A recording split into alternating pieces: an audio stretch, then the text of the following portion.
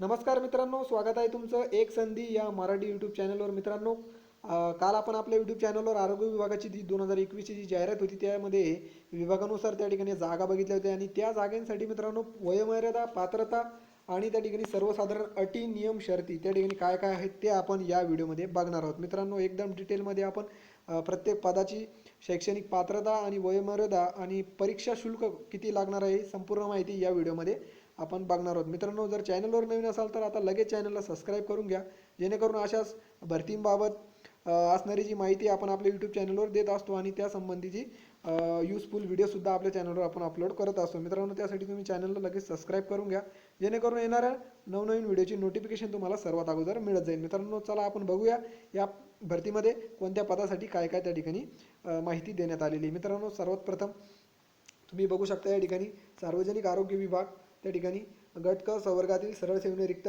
पदे भरण्याची जाहिरात त्या ठिकाणी आहे. आणि यामध्ये काय काय देण्यात आलेलं आहे बघा. तुम्ही या ठिकाणी तुम्हाला सर्वात प्रथम अर्ज कधीपासून कधीपर्यंत तुम्हाला करता येणार आहे.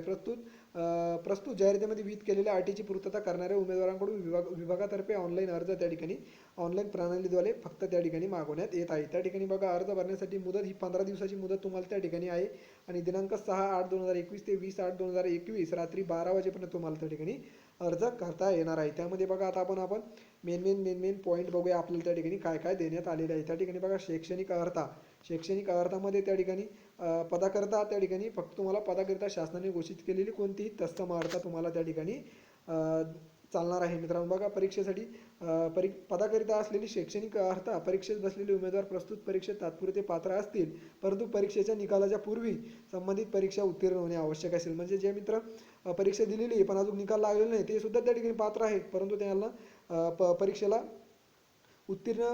परीक्षेच्या निकालाच्या पूर्वी त्यांना त्या ठिकाणी ती उत्तीर्ण होणे आवश्यक असणार आहे.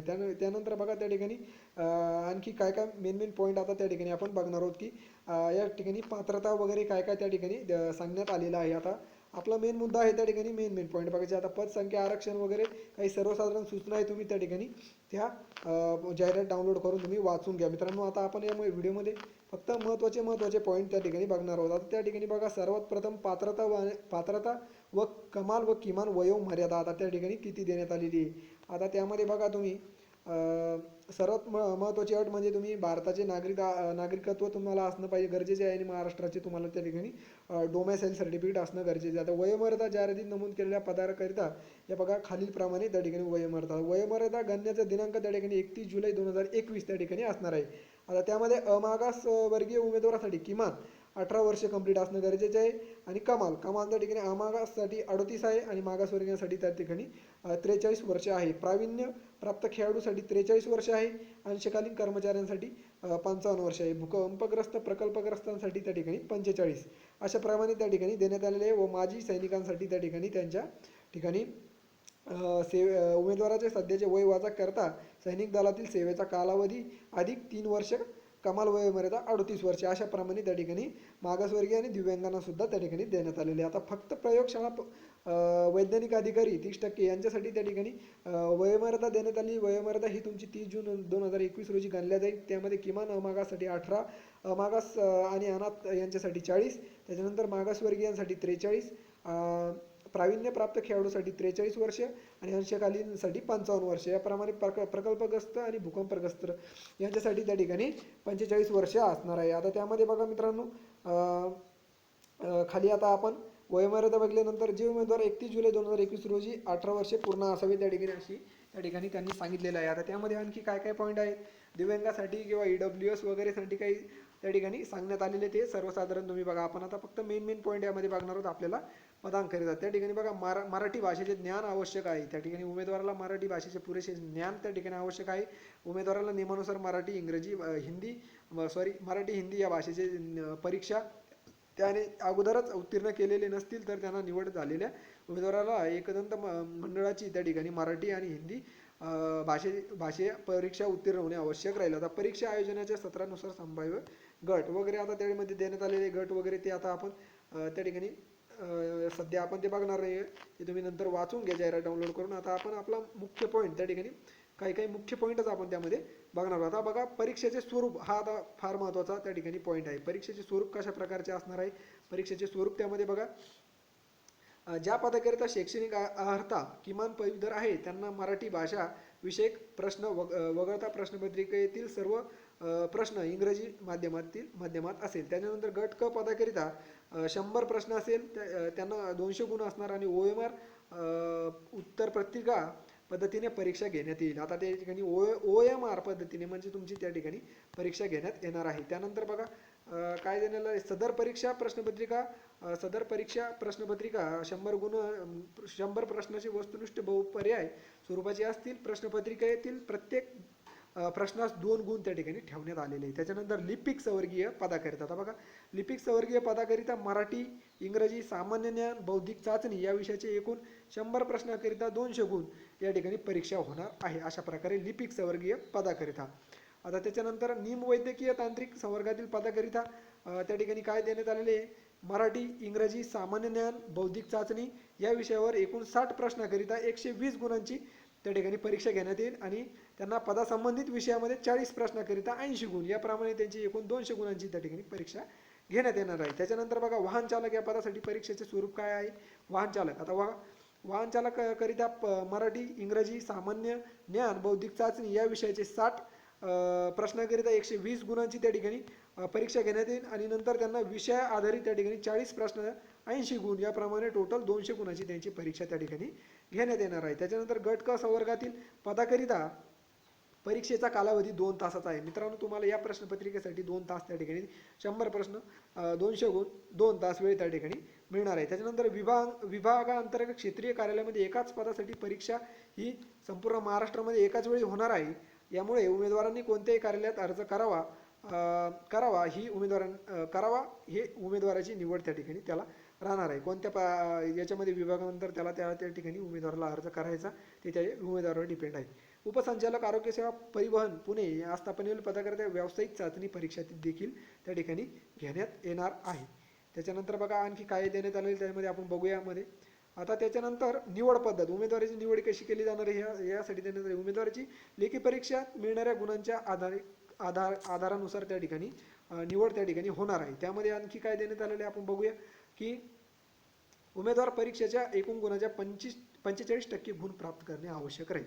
अशाच उमेदवारांना निवड सूचीसाठी पात्र करण्यात येणार आहे. त्याच्यानंतर बघा मित्रांनो काही सर्वसाधारण सूचना देण्यात आलेल्या आहे. त्यामध्ये एक प्रयोगशाळा वैज्ञानिक अधिकारी 70% यांच्यासाठी आणि प्रयोगशाळा सहाय्यक या पदाकरिता जाहिरातीमध्ये वेगवेगळी त्या ठिकाणी पदे वेगळी दाखवली आहे, परंतु दोन्ही पदाकरिता शैक्षणिक अर्हता समान असल्यामुळे याची सामायिक परीक्षा घेण्यात येणार आहे. प्रयोगशाळा सहाय्यक आणि वैज्ञानिक यांच्यासाठी त्या ठिकाणी सामायिक परीक्षा घेण्यात येणार आहे. त्यानंतर गुणवत्ता क्रमानुसार अधिक गुण प्राप्त करणाऱ्या उमेदवाराला प्रयोगशाळा वैज्ञानिक अधिकारी 70% या पदावर निवड करण्यात येणार आहे. तदनंतर गुणवत्तेनुसार प्रयोगशाळा सहाय्यक या पदाकरिता उमेदवाराची निवड करण्यात येणार आहे. तसेच क्ष किरण वैज्ञानिक अधिकारी, क्ष किरण सहाय्यक हे पदे जाहिरातीमध्ये वेगवेगळी दर्शवण्यात आलेली आहे.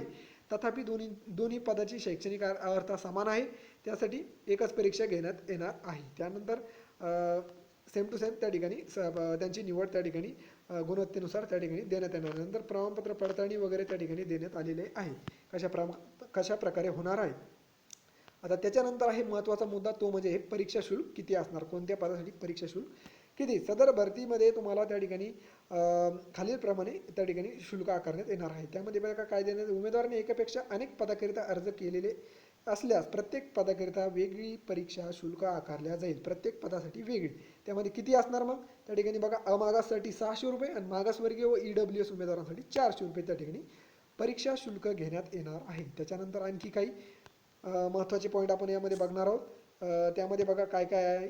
आता सेवा प्रवेश शर्ती वगैरे काही देण्यात आलेले, अर्ज करण्याची पद्धत सुद्धा या GR मध्ये देण्यात आलेली आहे, परंतु आपण आपला मेन मुद्दा म्हणजे शैक्षणिक पात्रता त्याच्याकडे जाणार आहे. अर्ज करण्याची पद्धत आणि केंद्र निवडण्याची पद्धत, प्रवेश प्रमाणपत्र वगैरे अशा काही त्या ठिकाणी सूचना देण्यात आलेल्या आहे. आता त्याच्यानंतर मेन आपला अर्ज भरण्याची लॉगिंग पद्धत वगैरे देण्यात आलेली आहे. आता आपला मुद्दा म्हणजे तो म्हणजे पात्रता, शैक्षणिक पात्रता कोणत्या पदासाठी किती काय आणि किती आणि कशी. त्या ठिकाणी बघा आता सर्वात प्रथम गृह वस्त्रपाल या ठिकाणी बघा house and linear keeper liner keeper त्या ठिकाणी यासाठी किती पात्रता त्या ठिकाणी मागवण्यात आली. बघा त्या ठिकाणी गृहवस्त्रपाल या पदासाठी तुम्हाला have a pass secondary school certificate म्हणजे 10वी examination by the divisional board under the Maharashtra secondary and higher secondary board act. आता तुम्हाला त्या ठिकाणी SSC म्हणजे 10वी पास असणं गरजेचं आहे. त्याच्यानंतर बघा, have a previous experience in housekeeping. जर तुम्ही हाऊसकीपिंगमध्ये काही एक्सपिरियन्स असेल तर त्या ठिकाणी बेटर त्या ठिकाणी असणार आहे. त्याच्यानंतर भंडारणी वस्त्रपाल या पदासाठी काय शैक्षणिक अर्हता त्या ठिकाणी दिलेली, स्टोअर कम लिनियर कीपर या पदासाठी बघा, have a pass secondary school certificate examination conducted by divisional board under the Maharashtra and higher secondary board act. त्या ठिकाणी तुम्हाला सेकंडरी स्कूल सर्टिफिकेट म्हणजे 10वी SSC म्हणजे 10वी पास असणं गरजेचं आहे. Have a pass with government commercial examination in Marathi typing with speed 30 word per minute. मग त्याच्यानंतर 10वी पास पाहिजे आणि मराठी टायपिंग तुमची झालेली असणं गरजेचं आहे. Have a previous experience in account matter for at least 1 year have obtained training in accounts matter through the institutional organization organized by the sub clause. त्या ठिकाणी तुम्हाला 1 वर्षाचा त्या ठिकाणी अनुभव त्या ठिकाणी अकाउंटमध्ये अनुभव तुम्हाला त्या ठिकाणी असणं गरजेचं आहे. त्याच्यानंतर बघा, प्रयोगशाळा वैज्ञानिक अधिकारी या पदासाठी काय आता पात्रता त्या ठिकाणी आहे. प्रयोगशाळा वैज्ञानिक अधिकारी 70%. त्याच्यामध्ये काय आहे बघा, possess degree of bachelor of pharmaceutical technology in laboratory or bachelor degree in science in paramedical technology in laboratory. त्याच्यानंतर ऑर त्यामध्ये आणखी तुम्हाला त्या ठिकाणी बॅचलर डिग्री पॅरामेडिकल टेक्निकलमध्ये आणि नंतर तुम्हाला त्या ठिकाणी ऑर त्या ठिकाणी सांगितलं आहे possess a degree in bachelor of science with physics chemistry or biology and diploma or certificate in laboratory. म्हणजे त्याच्यामध्ये काय तुम्हाला BSc असलं तरी चालतं फिजिक्स केमिस्ट्री आणि बायोलॉजीमध्ये, किंवा मग त्या ठिकाणी तुम्हाला पॅरामेडिकल डिग्री त्या ठिकाणी तुम्हाला असणं गरजेचं आहे, किंवा डिप्लोमाही त्या संबंधीचा डिप्लोमा असेल तोही चालेल तुम्हाला त्या ठिकाणी. त्याच्यानंतर प्रयोगशाळा वैज्ञानिक अधिकारी 30%. याच्यासाठी सुद्धा त्या ठिकाणी सेम टू सेम पात्रता आहे, परंतु त्या ठिकाणी काही वेगळे पॉईंट आहे ते म्हणजे possess degree in bachelor in paramedical technology in laboratory or bachelor degree in science in paramedical technology in laboratory or possess degree bachelor science with physics math chemistry or त्या ठिकाणी सेम टू सेम त्या ठिकाणी आहे. पण senior field worker and temporary laboratory technician workers for not less than 118 days appointment by the joint of director health service malaria at Pune and district malaria officers. त्या ठिकाणी तुम्हाला 30% मध्ये याप्रमाणे त्या ठिकाणी देण्यात आलेली आहे. त्यांची शैक्षणिक पात्रता तुम्हाला सिनियर फील्ड वर्कर तुम्हाला त्या ठिकाणी temporary laboratory assistant worker for not less than या ठिकाणी तुम्हाला त्या ठिकाणी त्याचा तितक्या दिवसाचा काम केलेल्याचा अपॉइंटमेंटचा तुम्हाला अनुभव त्या ठिकाणी असणं गरजेचं आहे. त्याच्यानंतर बघा, प्रयोगशाळा सहाय्यक मेन म्हणजे प्रयोगशाळा सहाय्यक या पदासाठी काय त्या ठिकाणी पात्रता आहे. त्याच्यानंतर त्यामध्ये possess degree in bachelor degree of paramedical technology in laboratory or bachelor degree in science. तुम्हाला BSc सुद्धा चालतं, किंवा त्या ठिकाणी डिग्री तुम्हाला पॅरामेडिकल टेक्नॉलॉजीची डिग्री, किंवा मग BSc विथ तुम्हाला त्या ठिकाणी BSc सुद्धा चालतं. आणि possess degree bachelor of science with physics chemistry or biology or diploma certificate in laboratory. म्हणजे तुम्हाला डिप्लोमा सुद्धा चालतो DMLTचा, आणि त्या ठिकाणी BSc फिजिक्स केमिस्ट्री असले बायोलॉजी हा विषय असेल तरी तुम्हाला त्या ठिकाणी अर्ज करता येतो. त्याच्यानंतर बघा, एक्स-रे टेक्निशियन्स या पदासाठी काय पात्रता आहे. Possess a degree in bachelor in paramedical त्या ठिकाणी technology in radiography or bachelor degree of science in paramedical technology in radiography. Possess degree of bachelor of science with physics chemistry or biology and diploma in certificate in radiology. तुमचा त्या ठिकाणी degree पाहिजे रेडिओलॉजीमध्ये, किंवा मग BSc सुद्धा चालतं त्या ठिकाणी, आणि पॅरामेडिकल टेक्निकल टेक्नॉलॉजीमध्ये तुमचा डिप्लोमासुद्धा त्या ठिकाणी चालतो. त्याच्यानंतर बघा, रक्तपेढी तंत्रज्ञ पेढी वैज्ञानिक अधिकारी याच्यासाठी तुम्हाला degree in paramedical technology blood transfusion or bachelor degree of science किंवा मग in paramedical technology or possess degree bachelor of science physics chemistry and biology. Same to same त्या ठिकाणी डिप्लोमासुद्धा चालतो. ब्लड ट्रान्सफ्युशनचा त्या ठिकाणी डिप्लोमा चालेल. ब्लड बँक टेक्नॉलॉजी और medical laboratory technology याचे डिप्लोमेसुद्धा त्या ठिकाणी रक्तपेढी वैज्ञानिक आणि तंत्रज्ञ यासाठी चालतात. त्याच्यानंतर औषध निर्माण अधिकारी. बघा मित्रांनो, हे पद फार महत्त्वाचं आहे. याच्यामध्ये खूप वेकन्सी त्या ठिकाणी या भरतीमध्ये आहे. औषध निर्माण अधिकारी त्या ठिकाणी तुम्हाला have a pass SSC examination म्हणजे 10वी पास असणं गरजेचं आहे. डिप्लोमा इन फार्मसी म्हणजे तुमची D फार्मसी त्या ठिकाणी झालेली असणं गरजेचं आहे. Or B pharmacy of statutory university or M pharmacy of statutory university. B pharm आणि M फार्म त्या ठिकाणी चालतं. अर्ज करू शकता तुम्ही त्या ठिकाणी जर तुमचे हे कोर्स तुमच्याकडे असेल तर. त्याच्यानंतर बघा आहार तज्ञासाठी तुम्हाला possess BSc in home science degree of statutory university त्या ठिकाणी बघा तुम्हाला त्या ठिकाणी आहार तज्ञ पदासाठी BSc होम सायन्स तुम्हाला असणं गरजेचं आहे. त्याच्यानंतर आहे ECG तंत्रज्ञ ECG technician possess degree in bachelor of paramedical technology in cardiology bachelor degree of science paramedical technology in cardiology तुम्हाला त्या ठिकाणी त्याची बॅचलर डिग्री कार्डिओलॉजीमध्ये त्या ठिकाणी असणं गरजेचं आहे. पॉजेचं degree bachelor of science physics chemistry और बायोलॉजी तुम्ही BSc या 3 विषयामध्ये असले तरी चालतं. डिप्लोमा सर्टिफिकेट असलं तरी तुम्हाला कार्डिओलॉजीमध्ये त्या ठिकाणी चालतं. त्याच्यानंतर दंत्रयांत्रिकी म्हणजे डेंटल मेकॅनिक त्याच्यामध्ये काय काय आहे. Have a pass higher secondary school certificate बघा 12वी पास असणं गरजेचं आहे. Have a possess dental mechanical course by the government dental college and hospital Bombay or Nagpur त्या ठिकाणी तुम्हाला त्याचा कोर्स झालेला असणं गरजेचं आहे. त्याच्यानंतर डायलिसिस तंत्रज्ञासाठी काय आहे. Possess bachelor degree in statutory university with science with physics chemistry और biology or DMLT or from one of the recognise medical college from the institutional recognise by university त्या ठिकाणी चालणार आहे डायलिसिस तंत्रज्ञासाठी. त्याच्यानंतर महत्त्वाचं पद आहे ते म्हणजे अधिपरिचारिका शासकीय 50%, अधिपरिचारिका खाजगी 50%, स्टाफ नर्स प्रायव्हेट आणि स्टाफ नर्स गव्हर्नमेंट. त्यामध्ये बघा आता याच्यामध्ये काय काय असणं गरजेचं आहे. Are qualified nurse having general nursing and midwifery diploma recognized by the Indian Nursing Council or possess basic BSc nursing degree from recognized institute except by PB BSc and basic BSc from the any open university established by any act or parliament of the state. त्या ठिकाणी बघा तुम्हाला BSc nursing त्या ठिकाणी झालेलं असणं गरजेचं आहे. हॅव पास फ्रॉम प्रायव्हेट स्कूलसुद्धा त्या ठिकाणी चालणार आहे तुम्हाला. बघा BSc नर्सिंग झाले असेल तर तुम्ही यासाठी भरू शकता फॉर्म. त्याच्यानंतर बघा हे पद आहे त्याच्यासाठी खूप मित्र त्या ठिकाणी अर्ज करू शकतात. ते म्हणजे दूरध्वनी चालक म्हणजे telephone operator. Have pass SSC certificate म्हणजे फक्त तुम्हाला 10वी त्या ठिकाणी पास असणं गरजेचं आहे. त्याच्यानंतर बघा वाहन चालक या पदासाठी काय पात्रता आहे. वाहन चालक ड्रायव्हर या पदासाठी बघा possess and offensive driving licence drive heavy vehicle under the act त्या ठिकाणी तुम्हाला पास असणं गरजेचं आहे. म्हणजे तुम्हाला ड्रायव्हिंग हेवी लायसन्स तुमच्याकडे पास असणं गरजेचं आहे. आणि त्याच्यानंतर तुम्हाला त्या ठिकाणी examination of any recognise school and speak in Marathi and Hindi language तुम्हाला मराठी हिंदी लँग्वेज बोलता यायला पाहिजे. Have a clean record of working त्याच्यानंतर तुम्हाला क्लीन रेकॉर्ड पाहिजे तुमचा ड्रायव्हिंगचा. नंतर knowledge of repairs of motor car as case may be jeep or process good physique and knowledge of त्या ठिकाणी topography of the concern area त्या ठिकाणी तुम्हाला असणं गरजेचं आहे. नंतर possess not less than 3 years experience of driving motor vehicle त्या ठिकाणी 3 वर्षाचा तुम्हाला त्या ठिकाणी मोटर ड्रायव्हिंगचा एक्सपिरियन्स असणं गरजेचं आहे. बघा मित्रांनो तुम्हाला हेवी लायसन्स पाहिजे त्या ठिकाणी हिंदी मराठीचं नॉलेज पाहिजे आणि तुम्हाला त्या ठिकाणी 3 वर्ष तरी तुम्हाला अनुभव त्या ठिकाणी असला पाहिजे आणि तुमचा रेकॉर्ड ड्रायव्हिंगचा हा क्लीन असला पाहिजे. त्याच्यानंतर बघा 15 नंबरचं पद आहे ते म्हणजे हे टेलर म्हणजे शिंपी त्या ठिकाणी have pass secondary school certificate म्हणजे 10वी पास असणं गरजेचं आहे.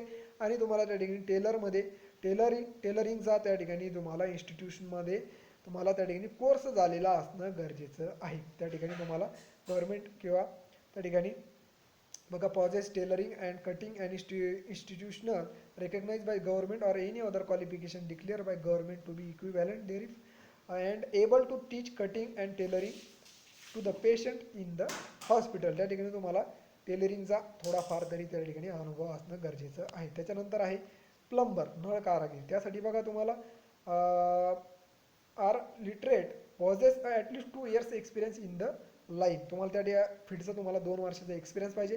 Preference shall be given to the candidate possess preference म्हणजे त्या ठिकाणी प्राधान्य दिले जाईल. सर्टिफिकेट असलं पाहिजे awarded by the department technical education Bombay from the complete plumber course त्या ठिकाणी ITI जर असेल प्लंबरचा तर तुम्ही त्या ठिकाणी तुम्हाला त्या ठिकाणी प्राधान्य आहे. परंतु जर 2 वर्षाचा अनुभव असला तरी सुद्धा तुम्ही त्या ठिकाणी भरू शकता. परंतु त्या ठिकाणी जर प्लंबरचा ITI जर झालेला असेल तर तुम्हाला त्या ठिकाणी प्राधान्य मिळणार आहे. त्याच्यानंतर आहे सुतार कार्पेंटर त्या ठिकाणी कारपेंटरच्या त्या ठिकाणी possess certificate in carpentry from the industrial training institute of the Maharashtra of government Maharashtra of any other recognise institute. त्या ठिकाणी तुम्हाला ITI त्या ठिकाणी या पदासाठी त्या ठिकाणी ITI तुम्हाला असणं गरजेचं आहे त्या पदाचा, कारपेंटर पदाचा. त्याच्यानंतर आहे नेत्रचिकित्सा अधिकारी त्या ठिकाणी possess degree in optometry of the clinical ऑप्टिओमेट्री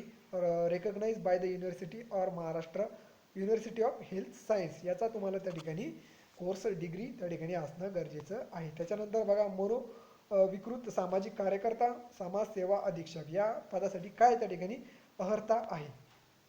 त्याच्यामध्ये बघा पॉझेस डिग्री और and possess diploma statutory university और institute recognise by the government in social service administration. सामाजिक त्या ठिकाणी ॲडमिनिस्ट्रेशनचा कोर्स तुम्हाला तिकडं झालेला असणं गरजेचा आहे. With medical and psychiatric social work as one the subject of specialisation और degree in master of social working with psychiatrist one of the subject additional qualification सुद्धा त्या ठिकाणी देण्यात आलेलं आहे. MA इन सोशल वर्कर और master degree in social work MSW with specialisation in medical and psychiatric social work. त्या ठिकाणी तुम्हाला हे ॲडिशनल क्वालिफिकेशन या डिग्रीसोबत तुम्हाला लागणार आहे. त्याच्यानंतरचं पद आहे भौतिक उपचार तज्ज्ञ. त्याच्यामध्ये बघा त्यासाठी काय पात्रता त्या ठिकाणी सांगितलं आहे. Have pass higher secondary school certificate examination with science subject, have a pass in diploma in physiotherapy or statutory university or possess physiotherapy assistant certificate from the army. Preference त्या ठिकाणी देण्यात येणार आहे. फिजिओथेरपीचं तुम्हाला त्या ठिकाणी सर्टिफिकेट असणं गरजेचं आहे आणि preference degree of statutory university in फिजिओथेरपीची ज्याच्याकडे डिग्री असेल त्याला प्राधान्य देण्यात येईल.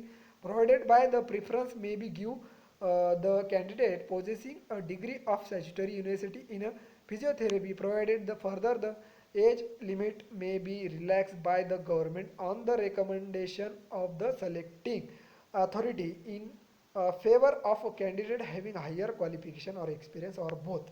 ज्या विद्यार्थ्याकडे हायर क्वालिफिकेशन आणि एक्सपिरियन्स असेल त्याला प्राधान्य त्या ठिकाणी देण्यात येईल. त्याच्यानंतर आहे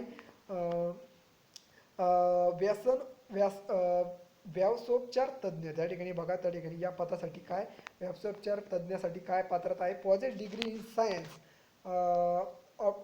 occupational therapy of a statutory university. त्या ठिकाणी डिग्री त्या ठिकाणी सायन्समध्ये असणं गरजेचं आहे. BSc वगैरे आणि थेरपीमध्ये तुम्हाला त्या ठिकाणी ऑक्युपेशनल त्या ठिकाणी असलं तर चालणार आहे. त्याच्यानंतर आहे समोपदेष्टा म्हणजे काउन्सलर पदासाठी काय पात्रता आहे. त्यानंतर काउन्सलर पदासाठी पात्रता त्या ठिकाणी देण्यात आलेली आहे की possess master degree in clinical psychology of statutory university.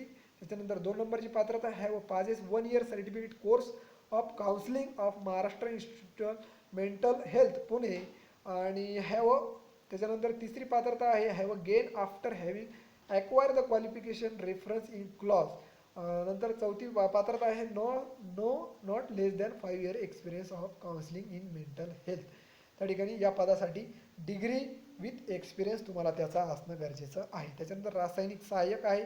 या पदासाठी काय पात्रता आहे. रासायनिक सहाय्यक या पदाकरिता बघा या ठिकाणी काय पात्रता त्या ठिकाणी देण्यात आलेली रासायनिक सहाय्यक. यामध्ये बघा possess degree in MSc with biology. त्या ठिकाणी biology chemistry as principal subject from the recognise university. नंतर बघा BSc with chemistry as principal subject recognise university. तुम्हाला केमिस्ट्री विषय घेऊन त्या ठिकाणी BSc किंवा तुम्हाला MSc biology chemistry as principal subject तुम्हाला त्या ठिकाणी असणं गरजेचं आहे. मुख्य विषय घेऊन तुम्ही तो विषय पास झालेले असणं गरजेचं आहे. त्याच्यानंतरची पात्रता आहे अणुजीव सहाय्यक तंत्रज्ञ. या पदासाठी काय आहे त्या ठिकाणी पात्रता लॅबोरेटरी टेक्निशियन किंवा त्या ठिकाणी अणुजीवी सहाय्यक पदाकरिता काय पात्रता आहे. Possess degree in MSc with microbiology as a principal subject from the recognise institute university और BSc with microbiology as principal subject म्हणजे मेन विषय मायक्रोबायोलॉजीचा BSc मध्ये असणं गरजेचं आहे. त्याच्यानंतर बघा अवैद्यकीय सहाय्यक. या पदाकरिता काय पात्रता देण्यात आलेली आहे. अवैद्यकीय सहाय्यक नॉन मेडिकल असिस्टंट.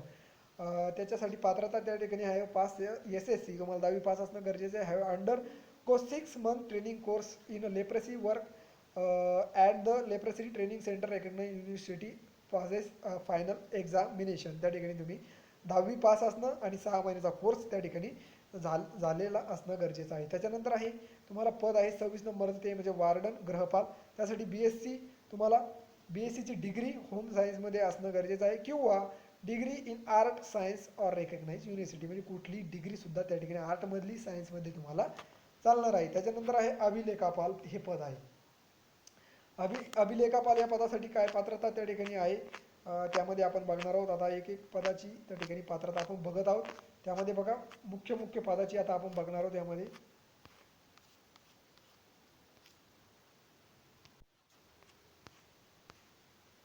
तर बघा या ठिकाणी अभिलेखापाल या पदासाठी काय पात्रता त्या ठिकाणी देण्यात आली. त्याच्यानंतर बघा अभिलेखापाल या पदासाठी काय आहे, graduate of recognise university certificate और diploma in library science, or मध्ये दिले ग्रॅज्युएट पाहिजे तुम्हाला, किंवा मग सर्टिफिकेट असलं, डिप्लोमा झालेला असेल लायब्ररी सायन्सचा तोही चालेल. डिझायरेबल म्हणजे प्राधान्य देण्यात येईल जर लायब्ररीमध्ये तुम्ही वर्क केलेलं असेल तर त्याला त्या ठिकाणी प्राधान्य देण्यात येईल. नॉलेज ऑफ फॉरेन्सिक लँग्वेजचं त्या ठिकाणी असलं तरी तुम्हाला त्या ठिकाणी देण्यात येईल. त्याच्यानंतरचं पद आहे मेन म्हणजे कनिष्ठ लिपिक ज्युनियर क्लर्क. या पदासाठी काय पात्रता आहे त्यामध्ये बघा पॉझेस डिग्री, त्या ठिकाणी तुम्ही डिग्री असणं गरजेचं आहे. पॉझेस गव्हर्नमेंट कमर्शियल सर्टिफिकेट और computer typing certificate with speed not less than 30 word per minute in Marathi typewriting और 40 word per minute in English typing. तुमची बघा डिग्री पाहिजे, Marathi typing 30 word per minute आणि English typing 40 word per minute त्या ठिकाणी असणं गरजेचं आहे. तर तुम्ही कनिष्ठ लिपिक या पदासाठी अर्ज करू शकता. त्याच्यानंतर आहे वीजतंत्री म्हणजेच इलेक्ट्रिशियन. या पदासाठी तुम्हाला 10वी पास असणं गरजेचं आहे आणि ITI संबंधित विषयात असणं गरजेचं आहे. त्याच्यानंतर कुशल कारागीरसाठी सुद्धा 10वी पास असणं गरजेचं आहे आणि त्यानंतर संबंधित विषयामध्ये तुम्हाला त्या ठिकाणी ITI असणं गरजेचं आहे. ITI आणि तुम्हाला त्या ठिकाणी एक्सपिरियन्स हा 5 वर्षाचा असणं गरजेचं आहे. त्या ठिकाणी एक्सपिरियन्स या पदासाठी देण्यात आलेला आहे. त्याच्यानंतर नंतरचं पद आहे वरिष्ठ तांत्रिक सहाय्यक म्हणजे सिनियर टेक्निकल असिस्टंट. याच्यासाठी सुद्धा 10वी पास असणं गरजेचं आहे. Diploma in mechanical and automobile production engineering, त्यामध्ये तुम्हाला डिप्लोमा झालेला असणं गरजेचं आहे मेकॅनिकलचा आणि तुम्हाला 2 वर्षाचा एक्सपिरियन्स त्या ठिकाणी लागणार आहे.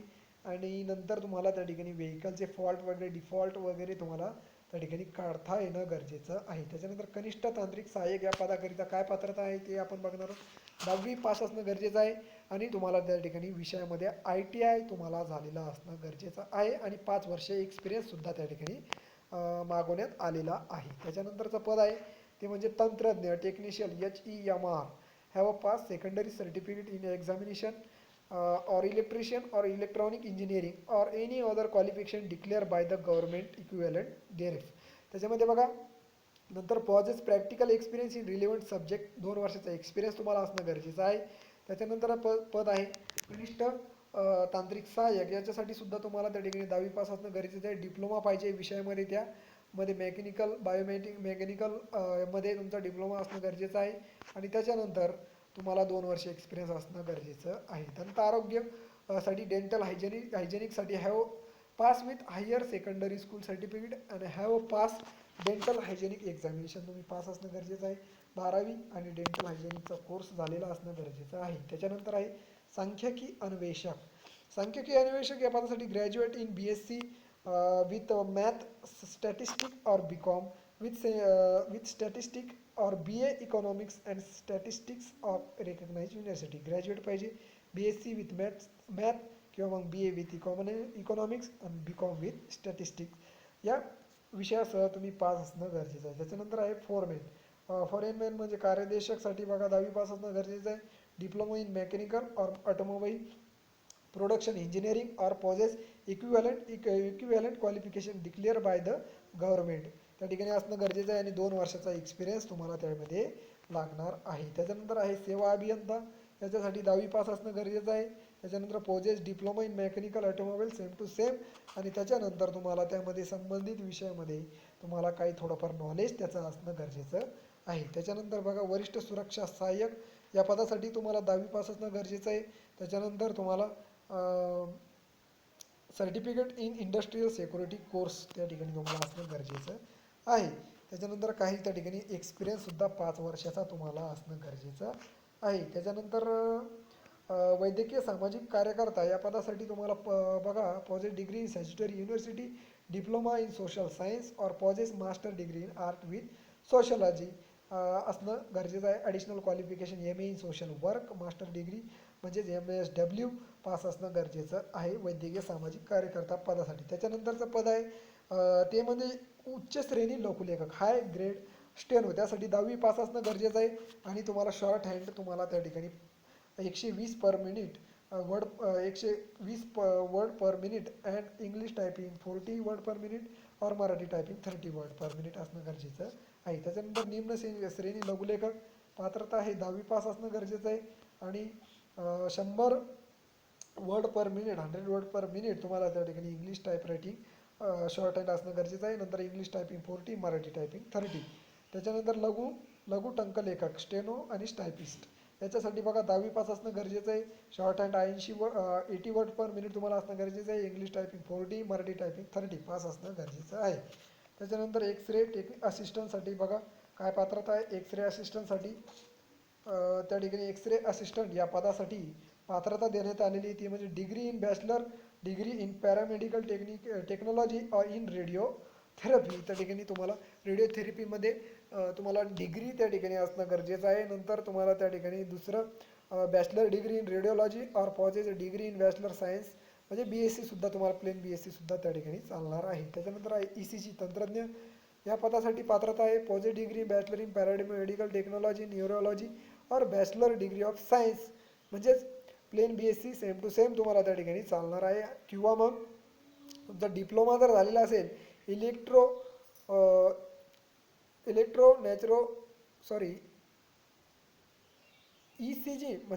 ठिकाणी ECGचा जर तुमचा डिप्लोमा झालेला असेल तर तुम्ही या पदासाठी अर्ज करू शकता. त्याच्यानंतर हेपॅटायटिस हिस्टोपॅथी तंत्रज्ञ पेशी तंत्रज्ञ याच्यासाठी तुम्हाला डिग्री पास असणं गरजेचं आहे. तुम्हाला पॅरामेडिकल डिग्री त्या ठिकाणी bachelor degree in paramedical technology in historiography और bachelor degree in science in paramedical technology in हिस्ट्रिओपॅथी.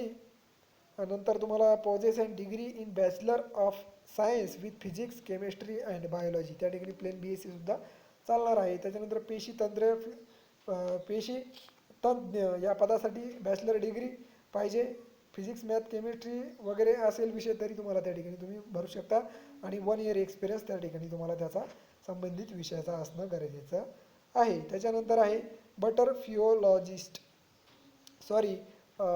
पदाचं नाव आहे परफ्युजिनिस्ट या पदासाठी तुम्हाला त्या ठिकाणी possess degree in bachelor in paramedical technology of perfusion त्या ठिकाणी तुम्हाला डिग्री असणं गरजेचं आहे. त्याच्यानंतर तुम्हाला प्लेन BSc सुद्धा चालणार आहे किंवा मग डिप्लोमा परफ्युजनमध्ये असला तरी तुम्हाला त्या ठिकाणी भरता येणार आहे अर्ज या पदासाठी.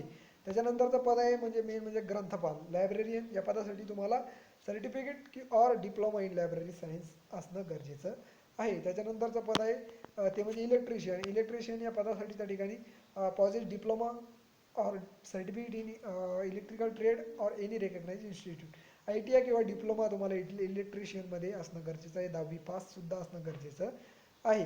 शस्त्रक्रिया सहाय्यक म्हणजे ऑपरेशन थिएटर असिस्टंट या पदासाठी तुम्हाला 10वी पास असणं गरजेचं आहे. आणि दुसरं काही त्या ठिकाणी क्वालिफिकेशन लागणार नाही. त्याच्यानंतर शेवटचं पद ते आहे म्हणजे तुम्हाला बघा मोल्ड रूम तंत्रज्ञ म्हणजेच किरणोपचार तंत्रज्ञ या पदासाठी तुम्हाला डिग्री तुम्हाला paramedical technology in radio therapy और bachelor degree of science in paramedical technology in radiography और possess a degree of bachelor of science with physics chemistry and biology म्हणजे सेम टू सेम पात्रता त्या ठिकाणी तुम्हाला लागणार आहे. BSc किंवा मग संबंधित विषयामध्ये तुम्हाला तो ट्रेड असला तर तुम्ही या पदासाठी अर्ज करू शकता. मित्रांनो तर अशा प्रकारे या सर्व पदांसाठी संपूर्ण पात्रता या PDF मध्ये देण्यात आलेली आहे. जर तुम्हाला यापैकी कुठल्याही पदासाठी तुम्हाला त्या ठिकाणी अर्ज करायचा असेल तर तुम्ही करू शकता मित्रांनो. परंतु अर्ज करायच्या अगोदर तुम्ही या पदासाठी पात्र आहात की अपात्र हे तुम्हाला तपासणं गरजेचं आहे. त्यामुळे तुम्ही वेबसाईटवर जा मित्रांनो, त्या ठिकाणी हा PDF डाउनलोड करा आणि तुम्हाला ज्या ज्या पदासाठी तुम्ही पात्र आहात त्या ठिकाणी तुम्ही अर्ज करू शकता मित्रांनो. तर अशा प्रकारे संपूर्ण जाहिरातीमध्ये वेगवेगळे काही सूचनासुद्धा त्या ठिकाणी देण्यात आले. तुम्ही वेबसाईटवर जा, ते PDF डाउनलोड करा आणि संपूर्ण माहिती वाचा आणि नंतर या पदासाठी अर्ज करा मित्रांनो. तर तुम्हाला व्हिडिओमधली माहिती कशी आवडली की नाही ते तुम्ही सांगा मित्रांनो, त्या ठिकाणी कमेंट करून सांगा. व्हिडिओमधली माहिती जर तुम्हाला युजफुल वाटली असेल तर तुम्ही नक्की व्हिडिओला लाईक करा मित्रांनो, तुमच्या मित्रापर्यंत शेअर करा, जेणेकरून त्यांनासुद्धा या भरतीबाबतची माहिती त्या ठिकाणी मिळेल मित्रांनो. जर चॅनलवर नवीन असाल तर चॅनलला नक्की सबस्क्राईब करा, जेणेकरून आपण तुम्हाला अशाच भरतीबाबतची माहिती या चॅनलवर देत असतो. तर मित्रांनो, भेटूया नेक्स्ट व्हिडिओमध्ये. तोपर्यंत धन्यवाद.